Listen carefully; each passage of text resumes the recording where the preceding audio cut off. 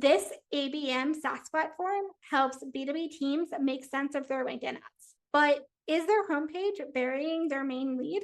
The pitch focused on features instead of their real messaging wedge. Smarter targeting and cleaner data for a fraction of enterprise ABM cost. In this Clarity Jam, we talk about how to tighten that hero section, cut the cluttered CTAs, and use social proof to build instant trust. Hi, my name is MJ, and I'm the CTO and co-founder of Zen ABM. We're a platform to run LinkedIn ABM campaigns on LinkedIn. Awesome. Thank you so much for coming on to Clarity Jams. What is Zen ABM? Zen ABM, as I mentioned, is a platform that basically sits between LinkedIn and your CRM. We grab a bunch of data that is unavailable in native LinkedIn solution, but is available in LinkedIn API, and help our users de-anonymize the companies that they're advertised to, get a very good grasp of how their ads are performing, how the companies are interacting with them, how each specific campaign and campaign group are performing. And then we tie that data with the CRM data to basically give a full picture of how this influenced the pipeline and how this and help the salespeople by bringing them contextual data about the accounts they advertise to. Yeah, makes a ton of sense. And for both of us, we kind of know what ABM is, but for someone listening to this who's a little bit newer to that, can you explain what ABM or account-based marketing is? Yeah, it's a motion basically to advertise to specific companies with regards to the stage that they're in. So basically like nurturing them through a funnel on all of the stages from basically targeting them and identifying them down to the sale process, either you will or lose, and then nurturing, upselling, and basically operating along very specific message to specific companies. And for both of us, like there's scrappy ways to do this, and there's also ways that cost many 6 figures a year to run the sort of ABM motion. For your type of specific ICP, is it typically, what size company is it? And also who's typically the buyer? Is it the CMO? Is it a VP of marketing? Is it a RevOps leader, an agency? Kind of talk a little bit about the size and the ICP. I think at this point, predominantly we sell to SMBs and medium-sized companies, and people are finding most value are either head of RevOps or people dealing with paid ads, basically. Obviously, marketing leads, heads, VPs, and these are the key personas that we are advertised to. But also we find great success with GTM agencies and agencies that serve these businesses basically when they don't have the capacity in-house to implement these kind of motions. They often outsource this to some great agencies. And we've been very lucky to meet a bunch of great folks and founders of these agencies who helped us shape our product, understand what companies want to do, and also partner with us to basically help our customers find success in their ABM motions. Got it. And what were kind of your customers doing before they signed up for Zen ABM? A whole bunch of them didn't understand basically how much you can actually get out of LinkedIn. And that comes from the fact that there is a ton of data and insights available within LinkedIn API that they do not surface in their native solution. And because they don't do that in native solution, people were a bit of maybe in the dark of how much they can get out of it. But also doing these one-to-many campaigns, it seems like the time is now and the tools for it are available now that weren't available before. And I don't speak just about an ABM, but also tools like Clay, N8N, and all these other tools that are super hot right now that are complementary to us. And they basically allow people to create these new motions and explore these new projects within their companies to maybe divest from some other channels that aren't performing as well, or maybe just open up some new frontiers, so to speak. Got it. And what is some of the data that they can get from Zen ABM that they wouldn't be able to get if they were running it on another platform or specifically just kind of doing it ad hoc on LinkedIn? So for example, because we combine the data from a bunch of endpoints, we show you how a specific company performs across different campaigns, different campaign groups. We allow you to filter it in a much smarter way than LinkedIn does. And also because we basically parse this data on our end extensively, we allow you to create a bunch of automations with webhooks. For example, send the hottest companies to Clay every week for enrichment, use LinkedIn text ads and our webhooks to de-anonymize the companies, that are coming into your website based on third-party data. And this actually ties up nicely to the fact that some of the companies that we work with basically get out of these six figures display ads ABM solutions that they overpaid a bunch for, and the accuracy of the data coming in from the third-party solutions that are based on click streams and cookies is dubious at best. Some studies says that it's around 30%. So LinkedIn obviously understands who clicks on their ads, so it's very reliable data. Yeah. So basically people are switching to get way more reliable data, way more reliable, actionable insights, and also probably to save a lot of money. Yep. So a couple of questions I had for you, which is obviously you were mentioning before kind of that, they're coming in for more insights, more data, more actionable kind of, information about the campaign so they can make, better decisions around their whole ABM strategy. What is kind of the last thing that one of your ICP is thinking before they go ahead and sign up for a free trial or book a demo and then become a customer? The thing that we kind of like maybe is a light bulb moment for them is that we allow you to organize what you do on LinkedIn right now, because a lot of them are doing kind of like similar motions, but with native solutions, a bit difficult because you can't group the campaigns and campaign groups in a smart way. There is no kind of like no clear revenue attribution. So there are a bunch of things that they're kept in the dark. And once they see them, like this analytics out of the box or how this impacts their pipeline, these are the things that kind of are the light bulb aha moments for them, I guess. Yeah. And when they get all this data, thanks for the demo, by the way, and that looks really cool within your homepage. What are they actually, they have all this data. What are they actually doing with that? We have a native solution with two CRMs right now, which is HubSpot and Salesforce. And this means this data lands in the CRMs. And because we parse it on our end, we offer people options to basically, again, tag it in a smarter way. So for example, on your company level, in your CRM, you get information not only how many clicks this company had on a specific, in specific time period, but also, for example, what kind of messaging they resonated with the most. So a very common use case is basically prepping and warming up these accounts with specific ads down the funnel that we also like monitor, so different ABM stages, to hand it over to sales or BDR people or put these companies in specific email sequences with all of this contextual data. So let's say this company was interested in our specific feature A and B, but they did not resonate with C and D at all, and that didn't land in the CRM. So we need to talk to them about A and B, not C and D. Got it. So if you want to scroll up to the top. Yep. Okay, so in that case, what I would consider to be your messaging wedge, which is think of it as the most valuable thing that someone is thinking before they right before they become a customer, and or that thing that is sticky that kind of gets them over the edge from what they were doing before their ABM strategy to using your software.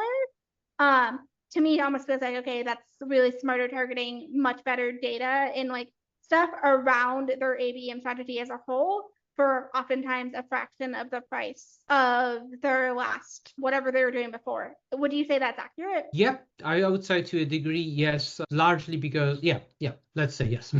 Yeah, so in that case, that's what you want to lead with within your messaging wedge. And actually that is somewhat similar to what you have right now. I'd maybe say tighten up the language so that it actually feels a little bit more concise than even what I'm saying right here. Because that's your wedge. That is typically what you want to lead with within that hero section. And then as you bring them the rest of your homepage or the rest of your ad landing page, you want to be thinking about, okay, this is now where we're talking about all the wow things, the things that are they're probably thinking or maybe not even thinking about, where it's okay, I know Zen ABM solves my main problem.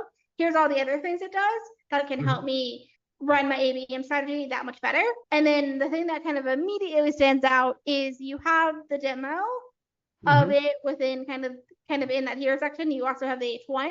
However, what I'm not seeing above kind of the fold anywhere is any sort of social proof.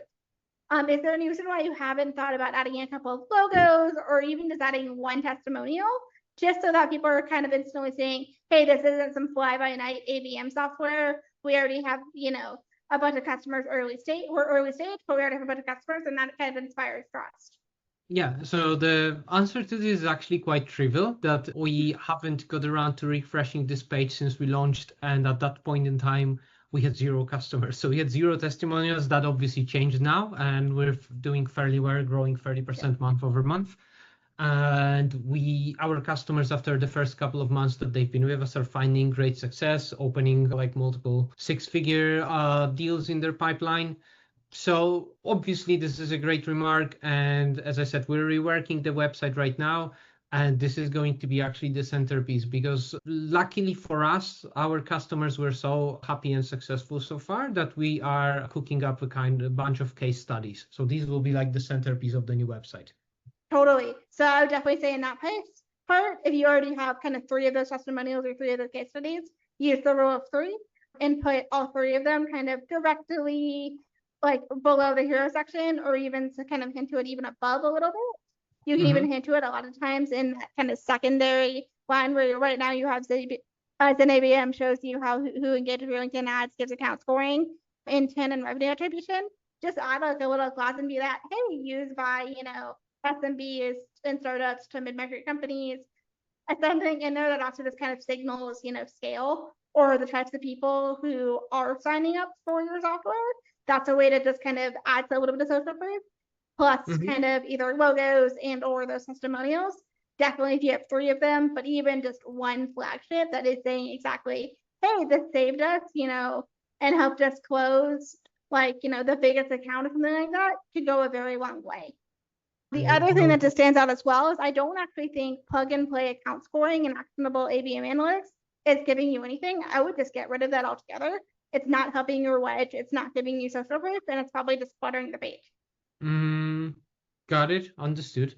And then something else is immediately standing out is I see free trial and I see book a demo, which to me tells me you have some product led part of this, and you also have a sales led. When it comes to you and your co-founder, are you seeing that most of your customers are starting with a free trial? Are they starting for demo? Is it super evenly split?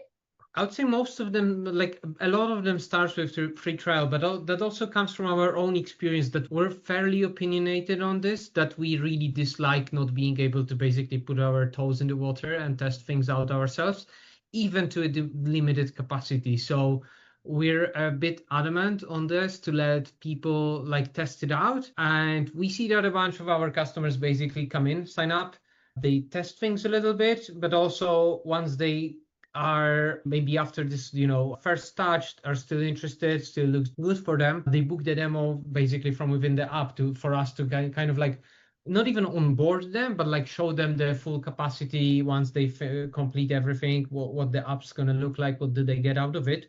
And this also helps us, first of all, to collect a bunch of leads, because free trial with no credit cards is great because people actually, it's like no risk, 0 risk.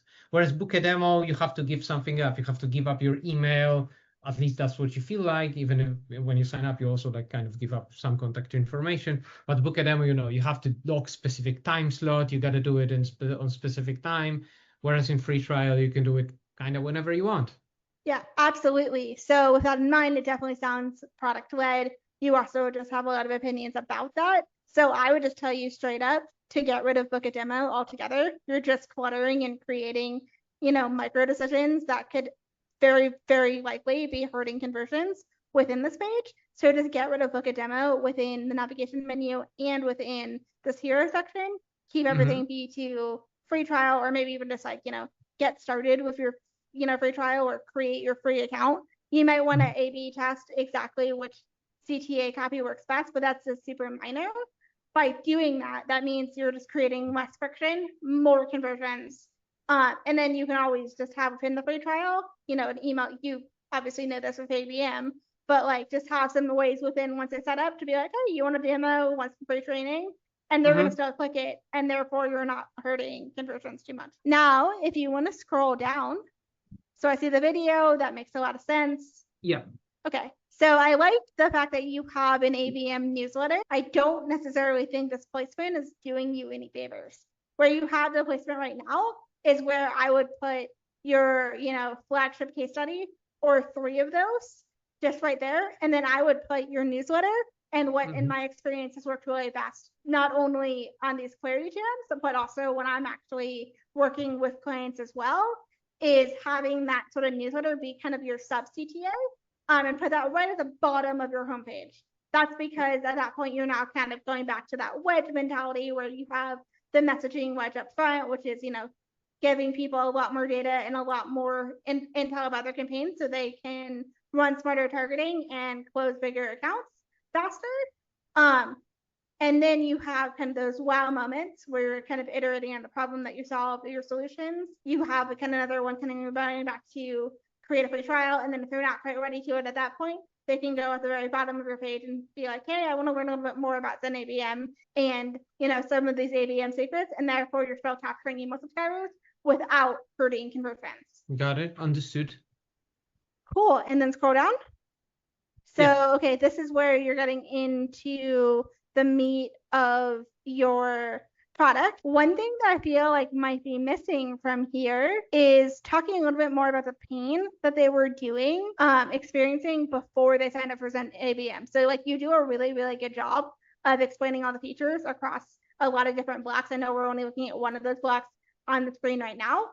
However, the one thing I feel like could actually make your page even stronger is right after that kind of wedge in that hero section, talk a little bit more about kind of what were these companies doing before Zen ABM? Like, was it that they were stuck in these 6-figure contracts, enterprise contracts that, weren't even giving them the data they want or no accuracy? Or was it they were trying to be very scrappy with how they were doing ABM and wasting a bunch of time and probably missing a lot of opportunities? Kind of talks through that pain point. It doesn't have to be long. So you're just kind of setting that stage and creating a narrative. So more emphasis on the problem, I guess, maybe how things were and then how things will be. Yeah. And from what you know, and I know you're still early to mid stage, so obviously this stuff changes all the time, but would you say it's more of the types of companies that you are working with are already doing ABM strategy and maybe you are stuck in those chunky contracts? Or is it more they're on the scrappier side and now realizing just the limitations of not having enough tooling in place? Mixed bag, but I would lean towards the latter. So maybe companies that are just getting started and just looking into basically advertise on LinkedIn or started recently and kind of not see the results they expected and want to maybe structurize this a little bit better and get more ROI basically out of this. In that case, I would definitely lean into what you said about kind of the scrappier pace of getting more ROI and just having just like it doesn't have to be a large section, but to have a little bit, a couple of lines that are snappy that really can tell that. And that's going to go a really long way in my experience of closing more deals and getting more people to sign up for a free trial because you're just kind of anchoring them into and reminding them of that pain front and center. Got it. And then you're just going straight into understanding your ABM campaigns. I like the screenshot, makes it super clear. Again, try for free. If you're going to use it, this is like a minute detail and it sounds stupid, but if you're going to want to optimize for conversions, of course, keep your main CTA text the same across your entire website. Okay. So instead of it being try for free and free trial and learn more and book a demo, just pick the one language for free trial across. So if it's going to be try for free, that should be in the hero section. That should be in the navigation menu. If it is free trial, do that instead. And then kill learn more. In my experience, that tells you absolutely nothing. You're learning more about what. It's not even going to help you close anything for any sort of software website. And then obviously we talked about book a demo already. So I would just tighten up the CTAs and make sure that the text is the same across. Yeah, makes perfect sense. Scroll down. I like it. Scroll down. Yeah, so we just swap between some of our features. I like it. Scroll down. This is the area of stuff that we're still working on and finalizing. So obviously on the designs on the new website that we're working on, we're still considering whether this should be in place or not. But there are features that we are fairly close to releasing. So we would rather under-promise and over-deliver. But still, this gives people an idea of where we're going and why they should already stick with us at this point in time. I like it. Yeah, there's nothing wrong with kind of leaking some additional features, particularly if they're already far along, like you mentioned. No comments there. Definitely keep it. Yeah. And again, AI agent optimization. The only piece of feedback, I like most of this. You could maybe tighten up some of your text a little bit to be a little bit clearer. And of course, the CTAs again. The one thing I would say is I would kill the stock photo. The reason why is stock photos, particularly for something like your software where it's ABM and it's, marketers, is hey, stock imagery, in particular, on a homepage or a landing page can read as a little bit of a commodity product. So can you just add some sort of, you already have all the screenshots elsewhere, replace that stock image with just a screenshot of within your app or something like that, or just get rid of it altogether. Because this is just kind of, it's not needed. Got it. And then you have your final CTA. Maybe you want to get a little bit more specific than ready to get started. Maybe it could be something like, build your, first in-depth ABM campaign or something like that. So it kind of reinforces it. Again, make sure that, CTA is the same across free trial, and then you just move your newsletter to right below this.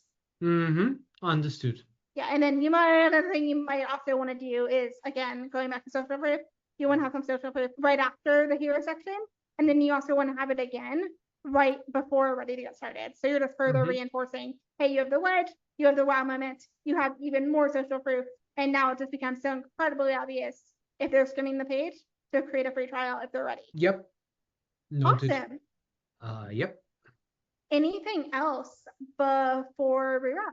I don't think so. This was actually very, very valuable for us. It's going to influence how we structure the new website that we're working on.